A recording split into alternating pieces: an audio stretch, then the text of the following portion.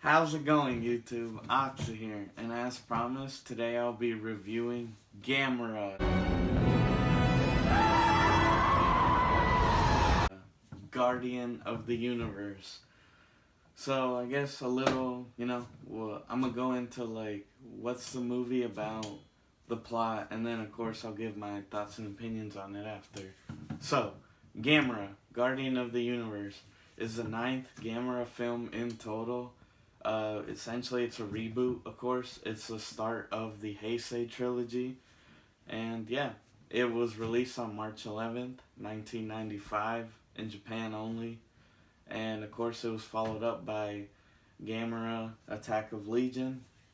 But yeah, I watched the Blu-ray, of course, Thankfully, it's the original Japanese audio with English subtitles. I don't know about you guys, but I've always been a sub over dub guy. Because with dubbing and translations like that, sometimes they'll change it's not a one-for-one translation, So they'll change the wording and stuff, and obviously that's not what you want. But yeah, so a little plot overview, right? So we're introduced, I would say there's 5 main characters in the film. I say 4 because one of them is literally, it's a cop. And as far as I can tell, he's never named in the film. You just know he's a cop and then that's it.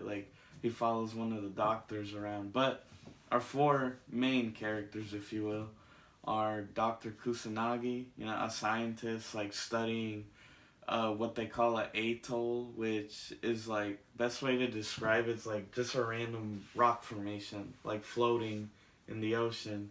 He's the head of that, studying that.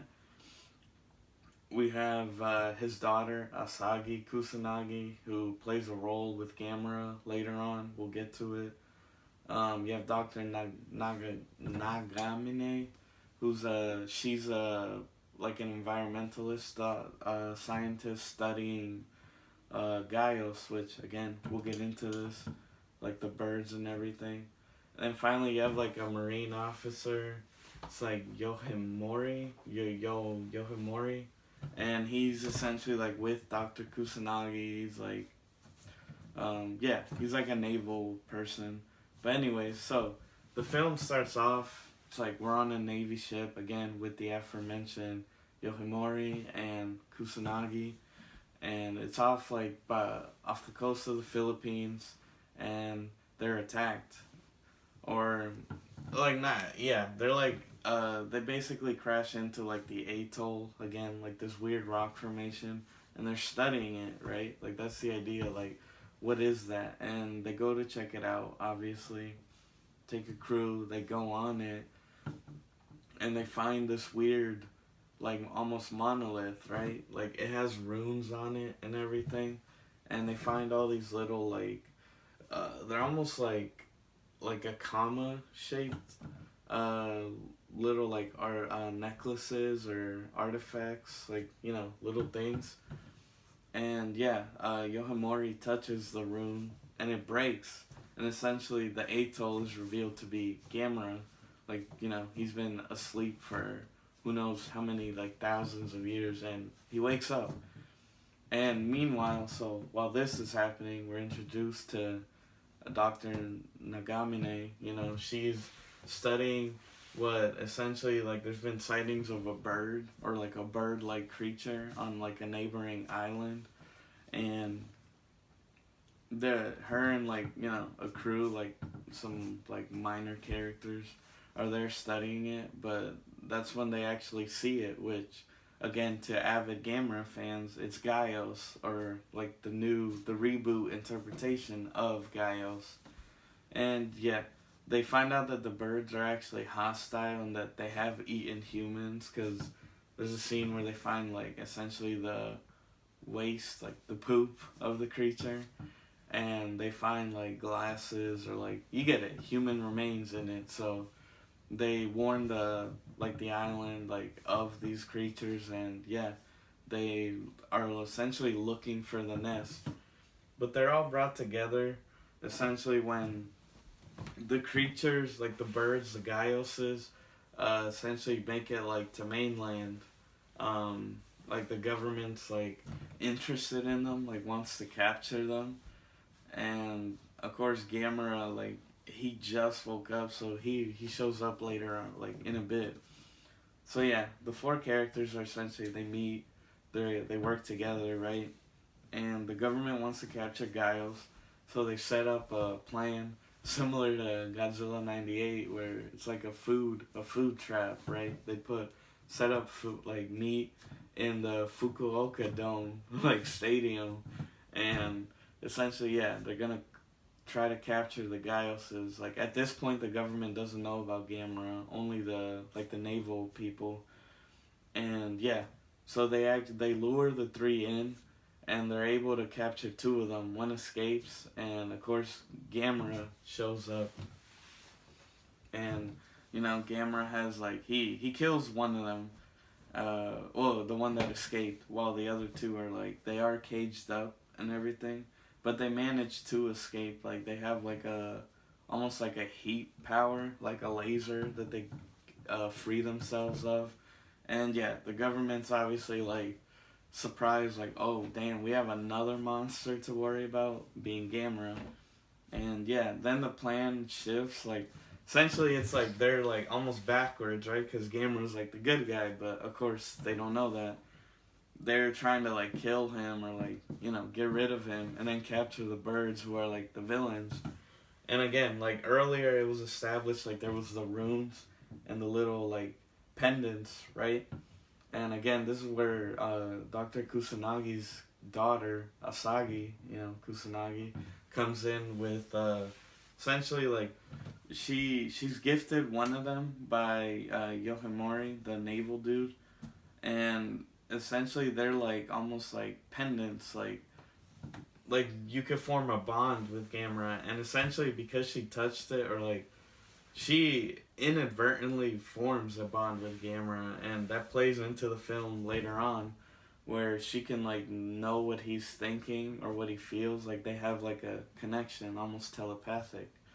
And again, Gamera, he gets in another fight with one of the other Gaioses, and yeah, they fight. Obviously, he defeats that one as well, but in the process, like he gets cut, but so does Asagi. Like she gets cut too. So it's like like some weird like it's like whatever you experience, I experience. So if Gamera like gets cut, she gets cut. I think after that fight, he goes back to the sea, like to recharge, if you will. She passes out. So it's like if he dies, she'll die. And this is where we explore the mythos, or like the rebooted like origin story, if you will, of Gamera. And it's pretty nice because the original, it was just him, like he was just a prehistoric like monster, frozen and broke out of his like of the ice, and that was it. But in this one, it's almost like it's cool. It's like apparently like Gamera was created, so he's like man-made. I mean, probably by magic or whatnot, but he was created. Essentially, it was like first the Gaioses were created by ancient civilization. Now, if that's Atlantis, whatever, just it's an old civilization. They created the Gaioses, but of course they like outgrew. They reproduce asexually, like they don't need a mate. And of course, like it became like an infestation, right? They overrun like the world, we could assume. And yeah, essentially it was their mistake. The humans like created their own worst enemy, worst weapon, like the atomic bomb. All these films always have like that deeper meaning. But yeah, the Gamera was created essentially as the counter to it, right? That's why you get the title, the Guardian of the Universe. He's our protector. And essentially, so that's established. And again, as you remember, there was 3 Gaioses, but the third one has like been able to escape or like dodge Gamera, right? And this one actually grows. Essentially what the film calls Super Gaios, but more to what we're familiar with, like in the original film, with Gaios, he was like one big one, right? So this one actually grows, and nests up in like Tokyo, like Tokyo Tower and everything. It has eggs, and of course, this is like the big final battle between it and Gamera. And of course, you know, as you can imagine, Gamera wins. He's victorious. He is beat. Like, he does get beat down, but again, because of the bond with Usagi, it's almost like she, you know, it's one of those, like, she gives him the will to fight, and then, of course, he defeats the final Gaius, or so we think. And that's the film. Like, Gamera rides off into the sea, but essentially, like, the bond between her and him is separated. Like, once he defeated everything, once everything was safe. So, like, she's safe in that aspect where she doesn't have to worry about, like, you know, the shared, like, health, if you will. Like, but yeah, and that's how the film ends. Gamera rides off into the sunset, and we're left with our characters just talking about, like, like, are there more Gaius eggs out there? Or, like, you know, like, essentially it's like we're in this reality, like, what's gonna happen with, if another monster decides to attack. And of course it's like, oh, Gamera will be here to protect us, because now they're familiar with how, like, the pendants and everything work, that he was, like, our protector, right? Like, he was created to protect us. And yeah, so that's, like, the plot of the first film. Of course, that's just, like, a basic overview. But it's pretty, I gotta say, it's a good film. I actually enjoyed it a lot. Like, not just as a kaiju fan, but as, like, a film in general. I think compared to Godzilla, the human aspect is actually much better. It's more interesting in the sense that it revolves around Gamera, like, where you learn about his backstory and all that. Like, the human characters, like, the human aspect of the film is more related to the monsters, and that's what you want, right? Like, in a good kaiju film, you're here for the monsters, obviously, but you admit, like, it's known that it's not gonna be like 2 hours of just monsters, right? There's gotta be human characters, you know, to be relatable. But yeah, I think it's done decently well. Like I said, really, there's only like 4 main characters, which compared to other like kaiju films, like, they'll try to throw you like 20 characters, and obviously it's like, at that point you're not invested in all of them. But here I think it's fine. It works well. Especially with the daughter, like Asagi, it's pretty, I like what they did there, like, with, like, essentially connecting the human story to Gamera, where it's like, you know, they're like, they share that bond, and it's like she can die, or like he can die, you know, they feel the same things. And, like, I thought that was pretty good, like, a clever way to connect both stories and, like, make it compelling, like, interesting, you know. But yeah, it was like, I like that. The miniatures, so the effects, like, the practical effects in the film are pretty good. There are some CGI, like, digital, and of course this was like a late 90s film. Yeah, 95. So understandably the effects are dated to today's standard, but the practical effects hold up. Like, the scene where Gamera's, like, going, like, the first fight when he's going towards the dome to fight, like he sensed the Gaiuses, right? He, like, that scene where he's walking through the water, and essentially it's like a nuclear plant or, like, oil plant. It looks believable. Like, obviously it's like, you see the giant turtle's not real, but, like, that aside, like, the whole set looks like a real plant. Like, you're like, whoa, like, like, was this film, like, the guy just walking around, like, an actual, like, plant? It's believable. Like, the effects hold up. Like, they did a, like, outstanding job with them. Like, it's really good. And yeah, like, I like the human characters. The effects are pretty outstanding.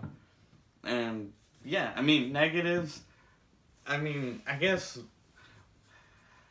not really a negative, more of a nitpick, really, is, like, of course, Gaius, like, being like, little ones was, like, I mean, hey, it's a cool concept, but of course, like, as a fan, you would have liked it to have been, like, one Gaius, but I do appreciate the new backstory, because it's also like Gaius was like the destroyer, or known as like that, and Gamera was known as like the protector.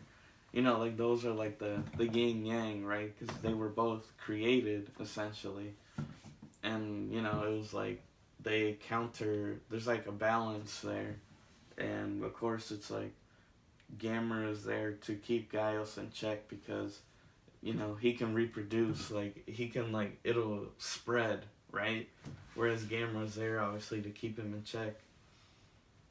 And yeah, it's like, other than that, really, I mean, negatives, I can't really say. It's a good runtime.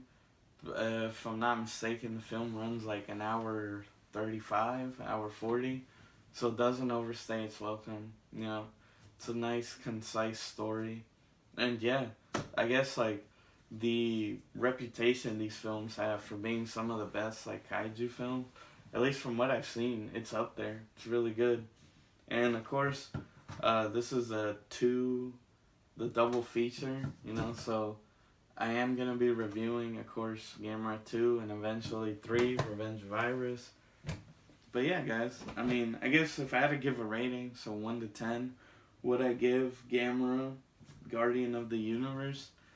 I give it, honestly, and it's funny, like, but, like, as a kaiju film, you know, I think it's like a solid 9 out of 10. It's a good film.